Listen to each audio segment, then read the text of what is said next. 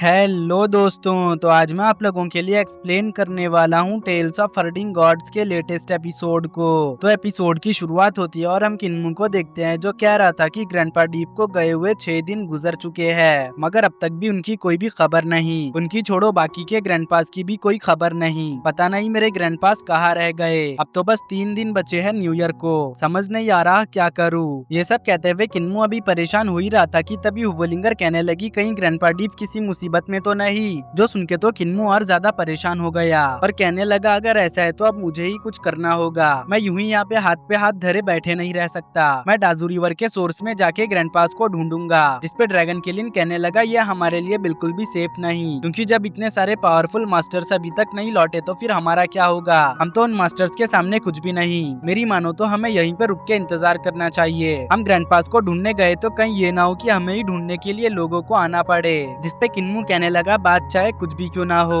मुझे डाजू रिवर के सोर्स में तो जाना ही पड़ेगा, क्योंकि अगर मैं नहीं गया तो मुझे कभी भी पता नहीं चल पाएगा कि मेरे ग्रैंडपास क्या कर रहे हैं और कहाँ है। इसलिए हुवलिंगर तुम जाके ड्रैगन सिटी में मौजूद सभी एक्सपर्ट्स को बता दो कि मैंने ग्रैंडपास को ढूंढने का हुक्म दिया है। अगर जैसे ही कोई खबर मिले तो मुझे बता देना। जो कहने के बाद किन्मू ड्रैगन किलिन को अपने साथ डाजू रिवर के सोर्स में चलने के लिए तैयार होने को बोल चुका। जिसके बाद वो बाहर आ जाता है। बाहर आने के बाद किन्मू को विलेज की ओर आते हुए कुछ लोग महसूस हुए, इसलिए किन्मू ने अपनी डिवाइन आई का यूज करते हुए उन्हें देखना शुरू कर दिया। जिसके बाद वो कहने लगा हमारे यहाँ कुछ मेहमान आ रहे हैं, इसलिए उनकी मेहमान नवाजी में कोई भी कमी ना हो, इसका मुझे ख्याल रखना होगा, क्योंकि कहीं ये ना हो कि ये मेहमान डाजू कॉन्टिनेंट की मेहमान नवाजी में बाद में नुक्स निकाले। तो इसलिए मेहमान नवाजी के लिए मुझे तैयार रहना होगा। जो कहने के बाद किन्मू एक मिरर लेते हुए छुप गया। उतने में ही हम काफी सारे कल्टीवेटर्स को देखते हैं जो किन्मू के विलेज में दिन दहाड़े घुसे चले जा रहे थे। दरअसल ये वही लोग हैं जिनकी मेहमान नवाजी की जानी है। किन्मू इन्हें कह तो मेहमान रहा था, मगर ये मेहमानों की तरह विलेज में ना दाखिल होके चोरों की तरह दाखिल हो रहे थे। ये लोग किन्मू को विलेज में ढूंढने लगे, तो किन्मू भी मेहमान नवाजी को ध्यान में रखते हुए इनकी खातिरदारी करना शुरू कर चुका।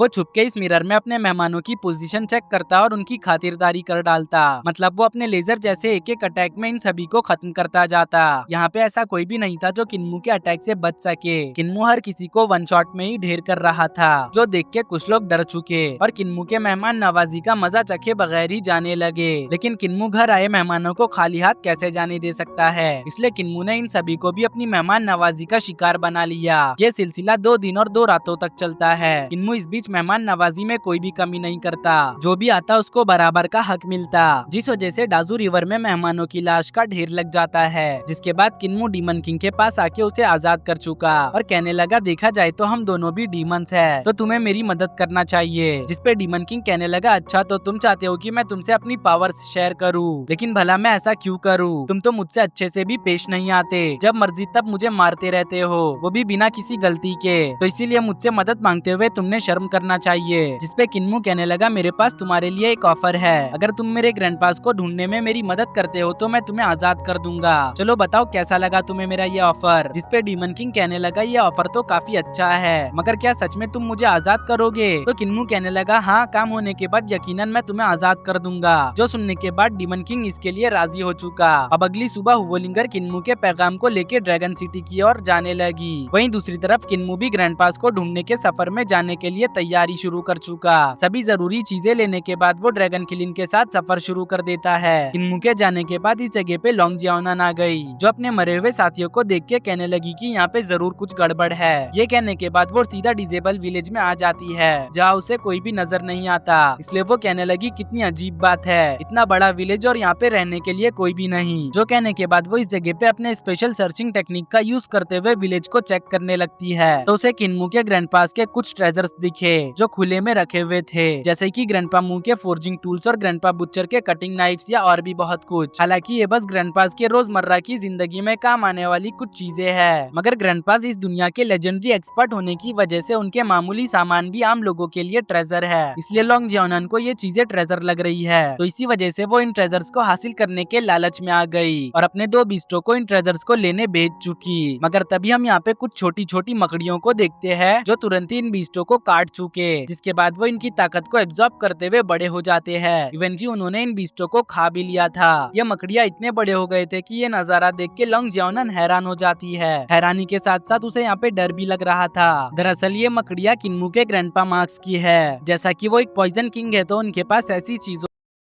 का होना आम बात है। इन मकड़ियों को देखते ही लॉन्ग जियानन की हालत खराब हो जाती है और वो कहने लगती है कि मैंने यहाँ पे आके एक बड़ी गलती कर दी, मुझे फौरन ही यहाँ से निकलना होगा। जो कहने के बाद वो यहाँ से तुरंत ही निकल गई, क्योंकि अगर वो यहाँ थोड़ी देर और रुकती तो शायद हो सकता था कि उसका भी अंजाम उसके बीस्टो जैसा होता। दूसरी तरफ किन्मू तेजी से डाजू रिवर के सोर्स के पास जा रहा था, मगर अब तक भी वो वहाँ पे पहुँच नहीं पाया, क्योंकि ड्रैगन किलिंग की रफ्तार बहुत ज्यादा तेज नहीं। ऊपर से अब यहाँ पे डार्कनेस का भी वक्त हो चुका था। दिन का उजाला खत्म होते हुए पूरे डाजू कॉन्टिनेंट में डार्कनेस फैलने लगा। किन्मू के पीछे भी डार्कनेस पड़ा हुआ था, इसलिए किन्मू ड्रैगन किलिंग से कहने लगा तेज चलो तेज, हम इस तरह से डार्कनेस का शिकार हो जाएंगे।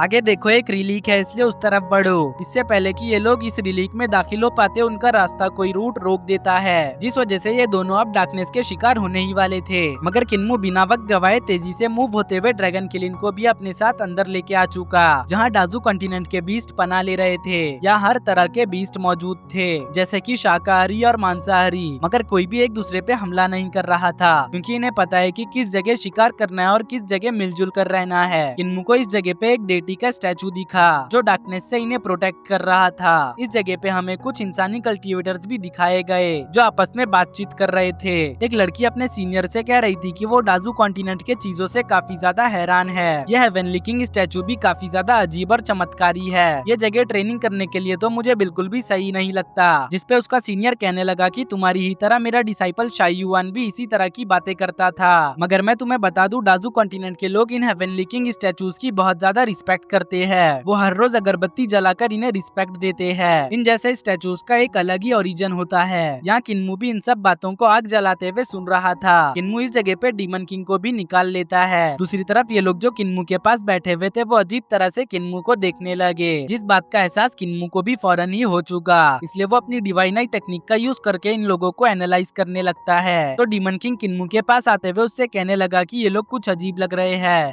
शायद ये तुम्हें जानते हैं। जिसपे किन्मू डीमन किंग से कहने लगा हाँ तुमने बिल्कुल सही कहा, इनमें जो व्हाइट कपड़े वाली लड़की है वो लॉन्ग जियाओनन है। अगर किन्मू की बात सच है तो ये लोग उसे मारने के लिए ही आए हैं। अभी किन्मू को इनकी सच्चाई का पता चला ही था कि तभी ये लोग किन्मू को अभी के अभी ही मारने का सोचने लगे। इवन की इस बंदे ने तो अपना स्वॉर्ड भी तैयार कर लिया, मगर वो ये भी कह रहा था कि अगर हमने पहले अटैक किया तो पता नहीं क्या होगा, क्योंकि डाजू कॉन्टिनेंट का एक सख्त रूल है कि डार्कनेस होने के बाद कोई भी इस जैसे रिलीक में फाइट नहीं करेगा। अभी उसका ये कहना ही था कि तभी ये जगह अचानक से हिलने लगी, साथ ही साथ जोर जोर से बिजलियां भी कड़क रही थी। ये देख के डीमन किंग कहने लगा कि डार्कनेस के अंदर से मुझे किसी ट्रू गॉड का ऑरा फील हो रहा है। डीमन किंग यहाँ पे ये कह ही रहा था कि वहीं ड्रैगन किलिंग को इन सब चीजों से डर लग रहा था, इसलिए वो बोल पड़ा कि आखिर आज की रात बाकी रातों से अलग क्यों है। पिछली रातों को मैंने इस तरह का शोर बिल्कुल भी नोटिस नहीं किया। इन दोनों की बात सुन के किन्मू इन्हें बताने लगता है कि जब डार्कनेस अपीयर होता है तो काफी सारी चीजें बदल जाती है, जैसे कि बाहर मौजूद मॉन्स्टर्स के स्केलेटन्स दोबारा से जिंदा हो जाते हैं, उनकी हड्डियों में जान आ जाती है, जिसके बाद वो शिकार पे निकलते हैं।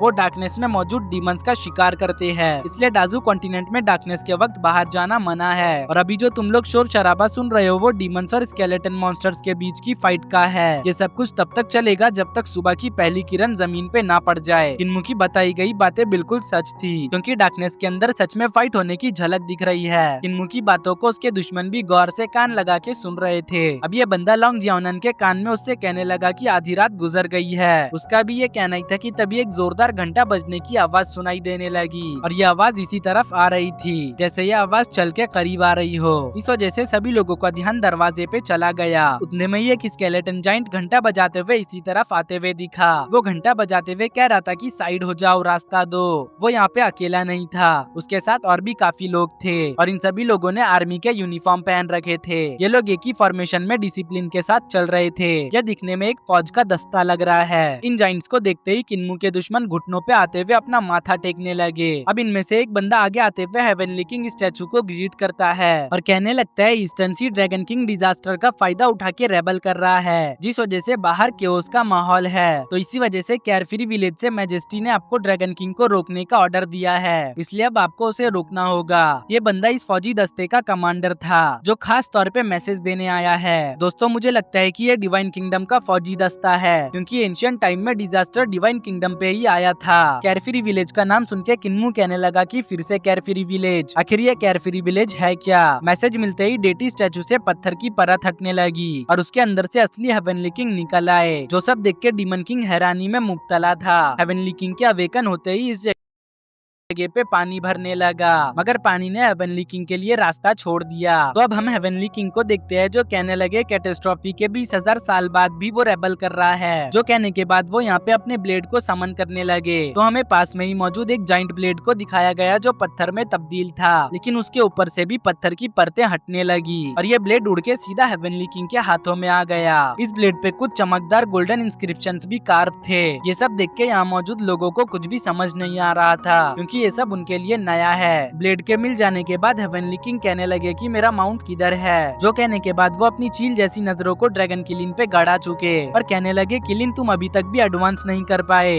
पता नहीं तुम्हारा क्या होगा। जो कहने के बाद उन्होंने ड्रैगन किलिन पे अपना कुछ जादू सा कर दिया, जिस वजह से ड्रैगन किलिन की आंखें रेड हो गई। जिसके बाद हेवनली किंग कहने लगे कि हमें ऑर्डर मिला है, इसलिए जंग के लिए तैयार हो जाओ। अभी उनका ये कहना ही था कि तभी ड्रैगन किलिन का साइज एकदम से बहुत ज्यादा बढ़ गया, जिसके ऊपर अब हेवनली किंग सवार हो चुके। फिर वो डार्कनेस की ओर निकल पड़े। उनके पीछे पीछे ये फौजी दस्ता भी निकल जाता है। ये सब बहुत ज्यादा मैजिकल और अनबिलीवेबल लग रहा है, जिसे इस जगह पे मौजूद हर कोई देख और फील कर पा रहा है। तभी आसमान में एक बहुत ही बड़े ड्रैगन की परछाई दिखाई देने लगी, जो हवा में तैरता हुआ नजर आ रहा था। इसके साथ और भी कई सारे ड्रैगन्स थे, जिनके साथ अब वारदात होने लगी। इन ड्रैगन्स को अचानक से कोई मारने लगा और ये और कोई नहीं हेवनली किंग और उनके साथ वाला फौजी दस्ता था। इस जंग की परछाई को हर कोई साफ साफ देख सकता है। किसी ने भी आज से पहले इस तरह की मैजिकल जंग नहीं देखी थी। हर कोई बस हैरानी में मुब्तला था। ये सब कुछ यूं ही काफी देर तक चलता रहता है, मगर एक वक्त ऐसा आया कि एक तेज धमाके वाली रोशनी चारों तरफ फैल गई। इस रोशनी में कोई भी आंखें खुली नहीं रख पा रहा।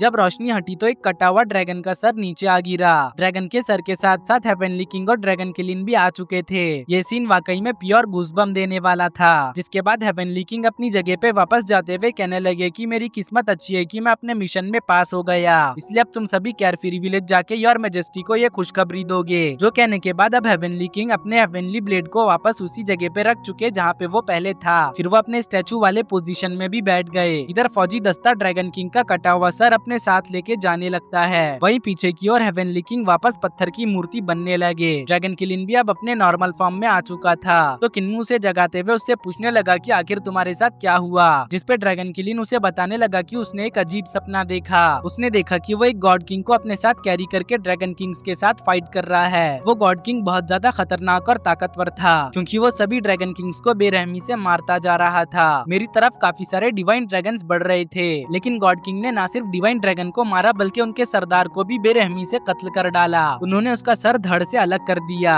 ये ड्रीम तो मुझे एकदम रियलिस्टिक फील हो रहा था। अब ड्रैगन किलिन को कौन समझाए कि यह हकीकत जैसा दिखने वाला सपना एक हकीकत है। ड्रैगन किलिन की बात सुनकर किन्मू कहने लगा कि यह हेवनली किंग तो वाकई में काफी ज्यादा कमाल का है। उसने इंस्टेंसी ड्रैगन किंग के सर को कुछ ही वक्त में अपने ब्लेड से काट के अलग कर दिया। यकीन नहीं होता इस ब्लेड पे एक रियल ड्रैगन का खून है। जो सब कहते हुए किन्मू ड्रैगन किंग के ब्लड को इकट्ठा कर रहा था, क्योंकि ये एक ट्रेजर की तरह है। किन्मू को ये सब करता हुआ लॉन्ग जियानन और उसके लोग भी देख रहे थे। वहीं किन्मू सोच रहा था कि आखिर ये कैरफ्री विलेज है कहाँ। यह अभी किन्मू का सोचना ही था कि तभी सुबह हो गई, जिस वजह से डार्कनेस भी अब हट चुका। तो किन्मू अपनी टीम के साथ इस जगह से निकलने लगता है। बाकी के बीस्ट भी इस जगह से निकलने लग चुके थे, जो देख के लॉन्ग जियानन और उसके साथी भी किन्मू के पीछे पीछे निकल गए ताकि वो किन्मू को मार सके। इसी के साथ हमारा ये एपिसोड यहीं पे एंड होता है।